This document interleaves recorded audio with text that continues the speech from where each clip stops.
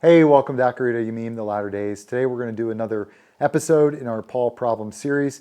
Today we're going to be looking at the fact that Paul's Jesus would not permit him to go and make amends with the followers of Yeshua that he had wronged.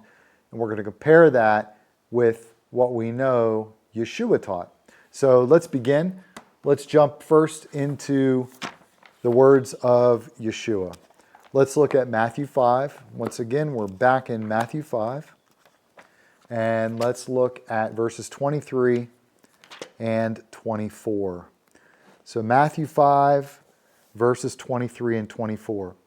So Yeshua says, "Therefore, if you bring your gift to the altar and there remember that your brother has something against you," so there's a conflict. "Leave your gift there before the altar." It's really, really important that you resolve this with your brother. "Leave your gift there before the altar and go your way. First, be reconciled to your brother, and then come and offer your gift." So if there's a conflict between you and your brother, you need to drop what you're doing and you need to go resolve that conflict. It is a top priority. In fact, it's so important that if you are at Beit HaMikdash, the Holy Temple, even bringing an offering, and you're at the altar, that you are to drop what you're doing, run to your brother, resolve the conflict before continuing. Very important. Now let's jump to Acts 22, and let's take a look at verses 17 to 21. "Now it happened when I returned to Jerusalem," this is Paul, "and was praying in the temple that I was in a trance." That's not a good word, by the way. He was in a trance. I saw him saying to me, "Make haste and go out of Jerusalem quickly." So Paul's Jesus is telling him, hightail it out of Jerusalem. Get out ASAP. "For they will not receive your testimony concerning me." How is it possible? We've talked about this in previous videos. How is it remotely possible that Paul's in Jerusalem?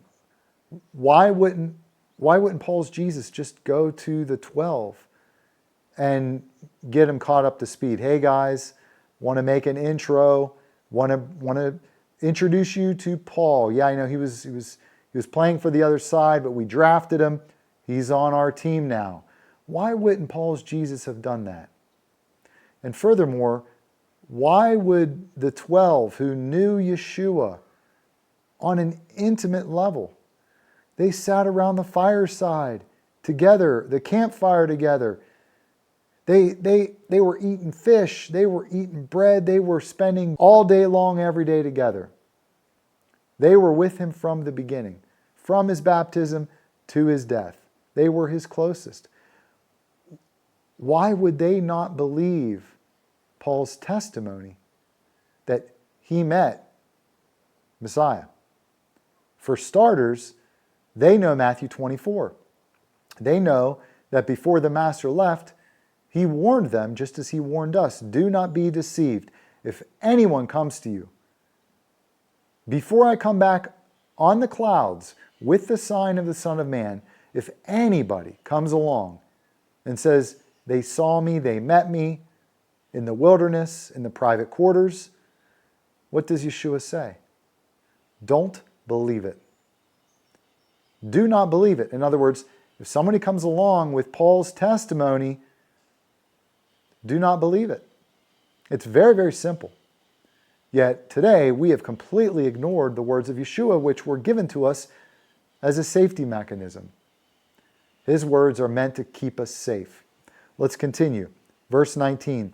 So this is Paul speaking, he said, "Lord, they know that in every synagogue I imprisoned and beat those who believe on you.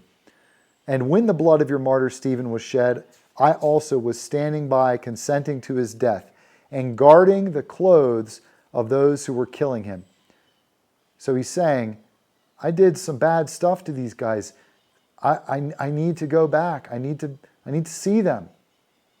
I need to make amends. And what does Paul's Jesus say? Drop what you're doing and go to your brother and make amends? just as we know Yeshua taught? No. That's not at all what he says. Listen to what he says, verse 21. Then he, Paul's Jesus, said to Paul, depart, get out of here, get out of Dodge, for I will send you far from here to the Gentiles. So do you see the inconsistency?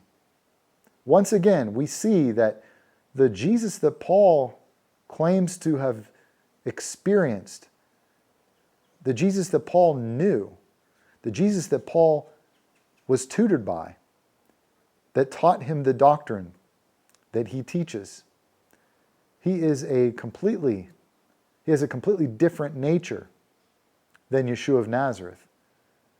It is literally night and day. They are not at all consistent. Okay? If you haven't yet previously picked up on this, again, turn on your radar, turn up your sensitivity meter. We, in this investigation, are playing the role of detectives. We have to look at everything with a critical eye. We're detectives. We're looking at the evidence. We're examining the evidence that has been left behind for us to critically look at. And when we do that, yet again, we see major inconsistencies. We see major problems. Let's continue now with the last passage that we're going to look at today. Let's jump back to Acts chapter 9, and let's look at verse 26. Acts chapter 9, verse 26. And when Saul, Paul, had come to Jerusalem, he tried to join the disciples. He went to them. He tried. But what happened? But they were all afraid of him, and they did not believe that he was a disciple.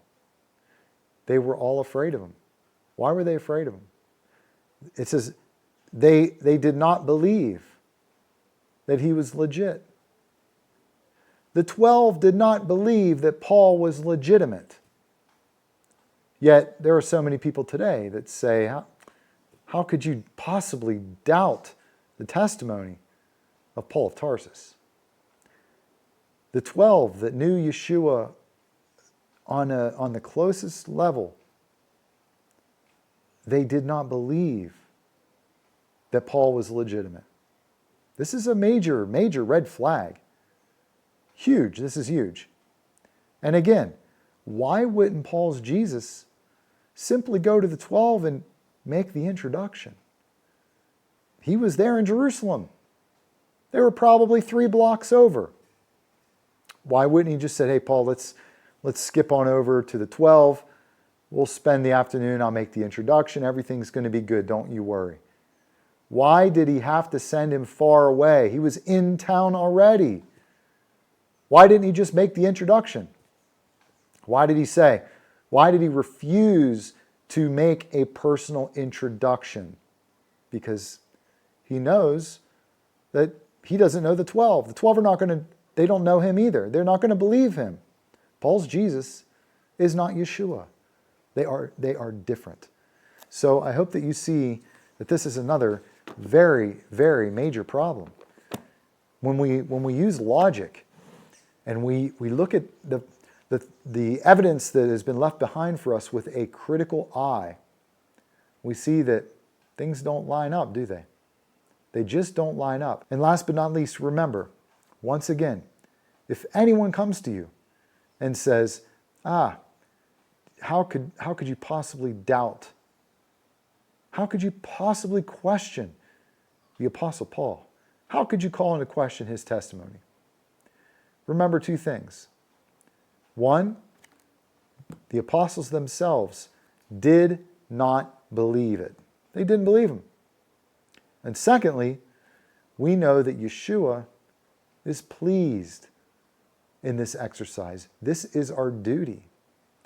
Revelation 2:2, Yeshua issues once again words of praise for the congregation at Ephesus, which is in Asia, which is the exact community where all, according to Paul's own words, deserted him. And what does Yeshua say to them? He issues words of praise for them. He compliments them. Why? Because they tested those who came to them claiming to be apostles and were not. But Yeshua says they were liars. So with that said, let's go ahead and wrap this video up. Again, I want to encourage you, if you haven't gone back and started from the beginning, I'm including a link to the playlist in the video description below. Go back, watch the introductory video, understand what we're doing and why it's important, and then begin with episode 1, episode 2, episode 3, and begin to work through this series. As Proverbs 18:13 says, do not make a judgment on a matter until you've heard it out. It's important for you to hear the arguments. It's important for you to see the evidence. This is a case that we are making. Make no mistake, this is a case. It's an investigation. And it is important before you rush to make a judgment, regardless of what you've believed your entire life, what you think you know. It's very, very important. I'm telling you, it's very important that you hear the facts as they are laid out in this case. I promise you, this will not be a waste of your time. So go back, watch the introductory video, and begin to work through the series from the beginning.